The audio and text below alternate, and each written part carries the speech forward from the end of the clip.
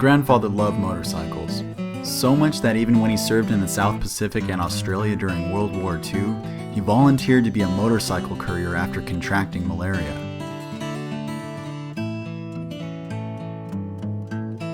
When the war was over, he continued riding, even winning an AMA National in the 1950s. That's him and my grandma on his Harley in 1947.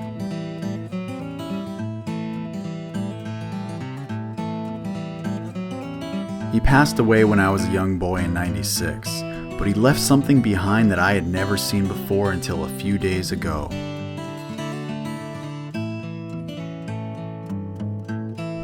It was a funny looking plaque from a ride in 1948, and that ride was the Big Bear Run.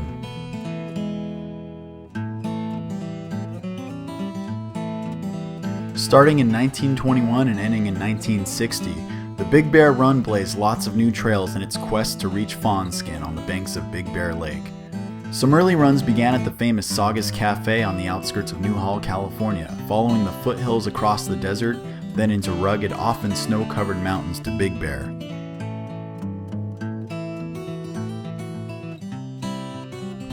Survival stories from racers go beyond action-adventure, probably more into the horror genre.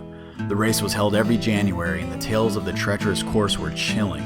Desert sand pits and mountain cliffs took a toll on men and machines, with only a small percentage of starters actually finishing.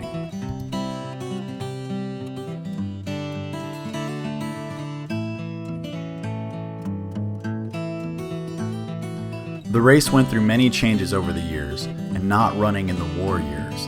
In its last few years, it started in the Lucerne Valley, making a loop in the desert before the climb to Big Bear.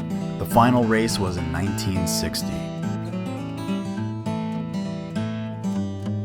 In 1994, the Big Bear Run was reincarnated as a dual sport ride by the motorcycle club, the Big Bear Trail Riders. 17 years later, my dad, Mike Pedd, cameraman David Simpson, and their friend Mike McAllister decided they would ride the Big Bear Run and bring me along to film. After a scenic 4-hour drive from our hometown of Santa Barbara, California, we arrived at beautiful Big Bear Lake in the early evening on Friday.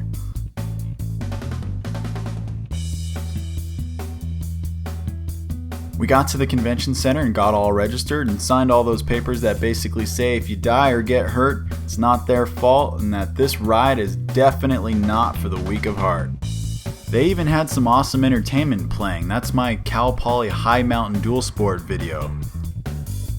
After that, it was time for the riders meeting where Club Secretary Miguel Berge went over some general safety tips and how to navigate the course. To your right, you're riding tandem, right behind them, or away from them. There's a lot of dust out there.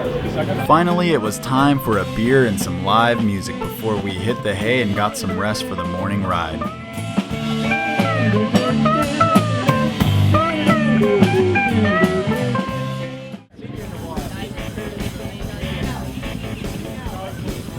We woke up early Saturday morning, headed over to the convention center, and that's where the guys made a last-minute inspection of their bikes.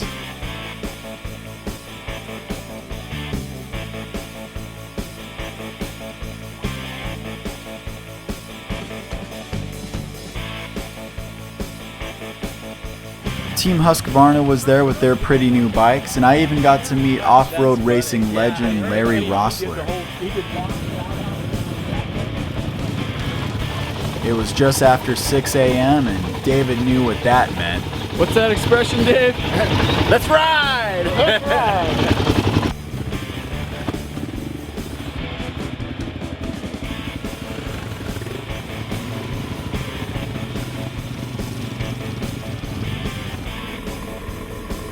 So off they went on their epic journey.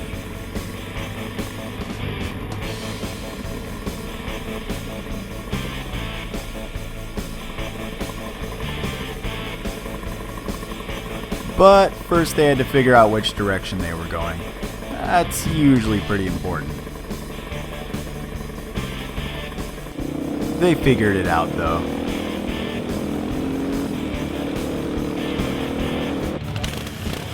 I stayed back at the convention center waiting for my ride, catching some cool shots of everybody else taking off.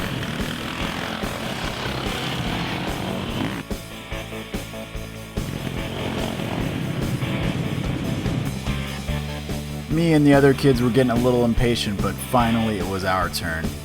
We weren't going to be riding bikes, but we had something just as cool. Nah, just kidding, but we did get to ride in some pretty badass Jeeps. I was lucky enough to catch a ride with Big Bear Trail Riders Club President Jim Nicholson in this beast.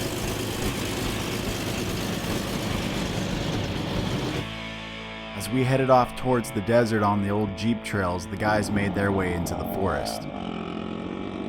Now, I've never been off-roading like this before, and it was pretty gnarly to say the least. I mean, look at those boulders.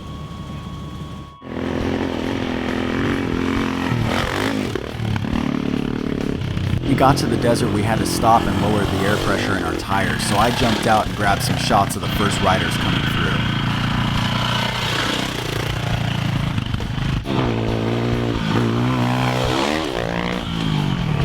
As luck would have it, the guys were right behind us. Literally. That's them. That's them. We continued on through the desert, making our way to the infamous hill climb. This was all new to me, and I was having a blast.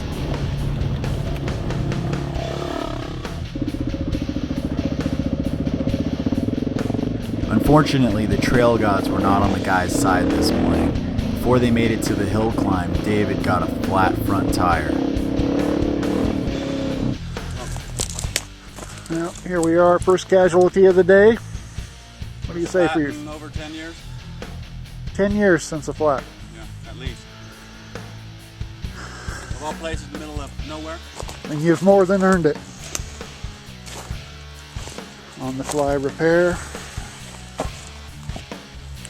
I put some air in it first. We had to bring the pump, right? They took care of it though. All right, I want to thank Mike Pedicor for bringing the tube, tire irons. Thank you very much. Mike McAllister, thank you for your expertise in tire changing in the middle of nowhere. And the adjustment. And we've got a machine ready to ride with the new front tube. So what's our saying? Let's ride. Let's ride. We stopped and said hello to the lovely ladies at Checkpoint 2, better known as the Tiki Bar. Okay, good. Then we stopped at another checkpoint and said hello. We're trying to get up to the big hill climb out there and get some carnage pictures. Oh, that'll be fun. And carnage is what we were about to see. There were two ways up this monster, the easy way and the steep way. Coincidentally, Jim's son Jimmy's Jeep just happened to break down right in the middle of the entrance to the easy way. This forced riders to go up the monster.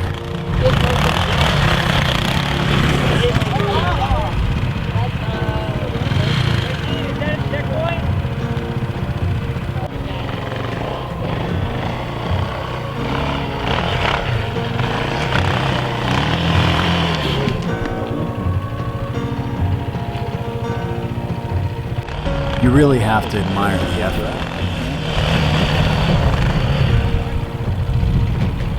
Hey! The guys who went up the alternate route had a little bit of an easier time.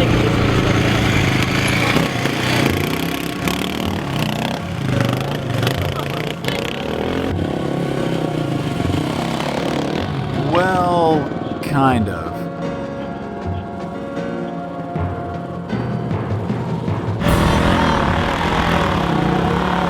You can do it! Woo!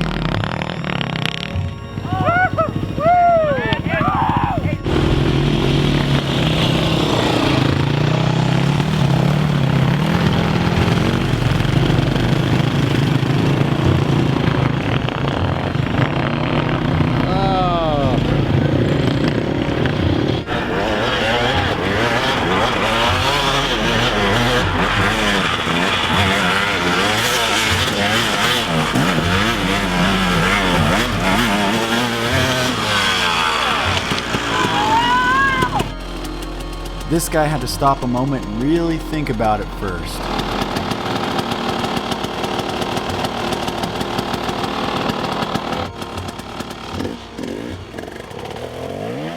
And he gave it a hell of a try.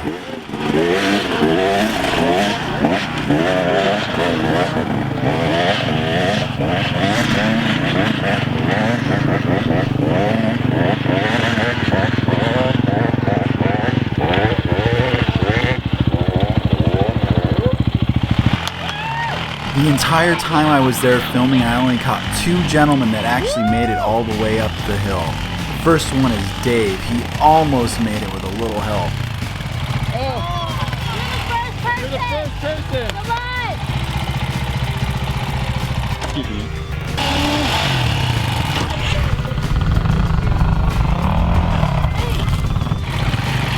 Wait for this guy.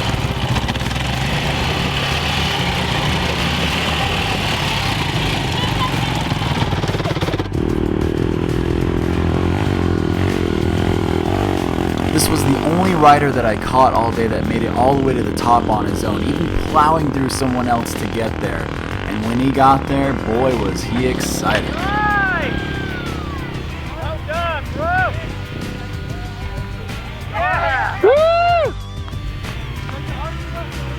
That's the fucking win right there, excuse my French. Even the Jeep had a hard time making it up this hill. Come on, Jimmy!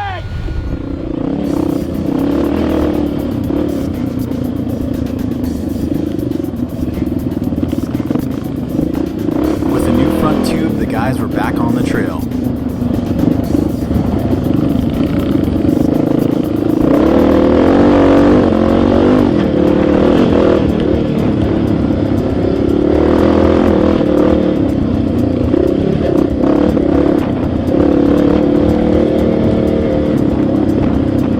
And then this happened.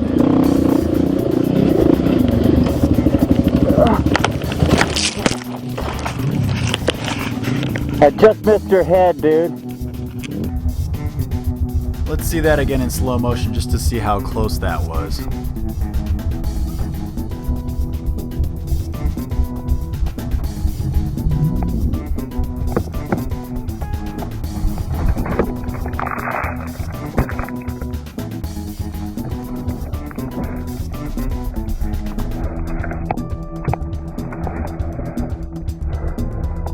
I just missed your head, dude. To clear the chamber, yeah. Now the bike won't start after that. I'm tired. Dave's bike was flooded and wouldn't kickstart, so they decided they'd have to tow start the thing in order to get it going.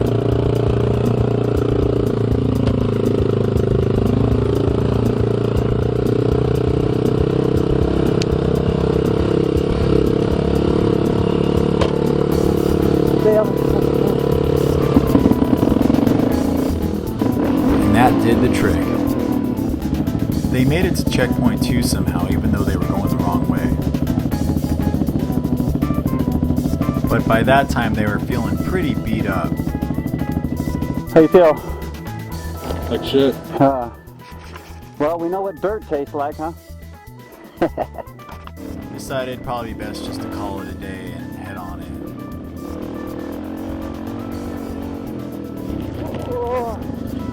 Whoa. That was close. That was close. Try and guess the song.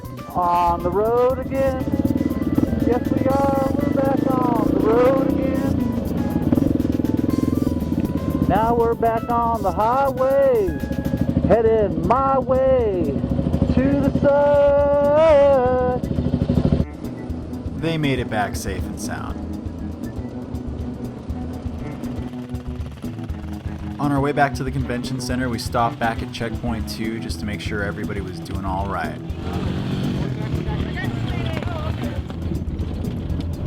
Then I jumped in Jimmy Nicholson's Jeep and he took me up into the forest near Fawnskin.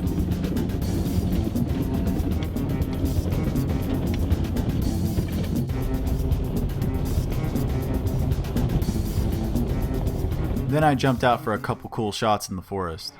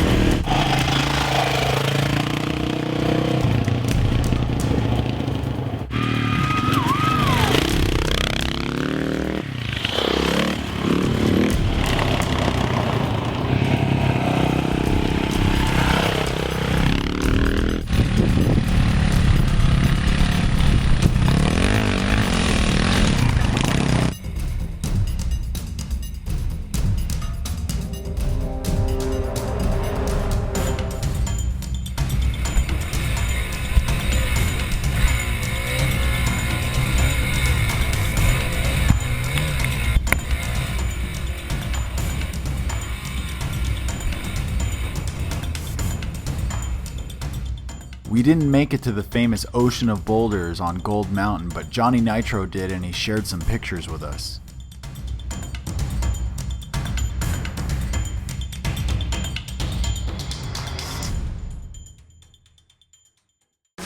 We got back to the hotel with just enough time to kill a six-pack and then head out to the banquet.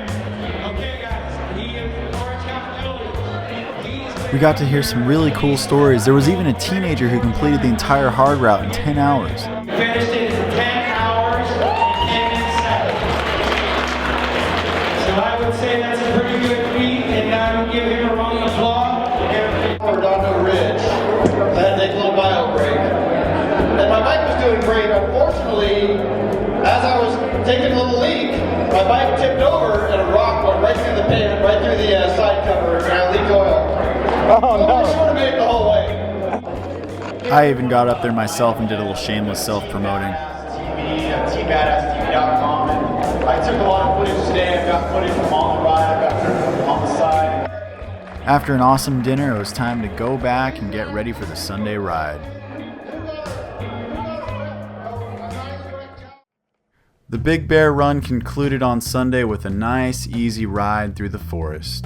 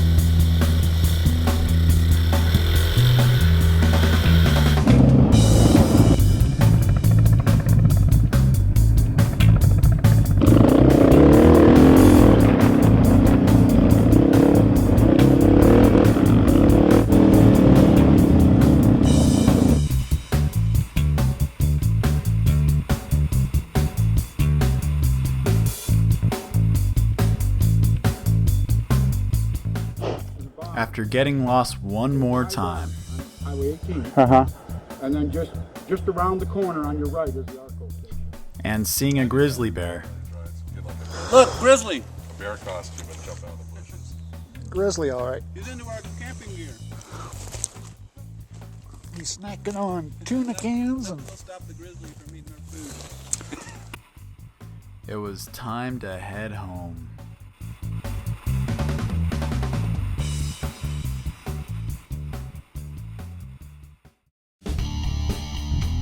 A very special thanks goes out to the entire Big Bear Trail Riders Club for putting on a truly epic ride. Thank you to everyone that helped with this event. Thank you to Club President Jim Nicholson for all his help and for supporting this video 100%. And Jimmy Nicholson for driving me around as well. Tom Evans for all his support and wisdom. Miguel Berge for his support and hard work. Mike Johansson for helping everyone with their GPSs. And especially Jackie Nicholson for taking such good care of us.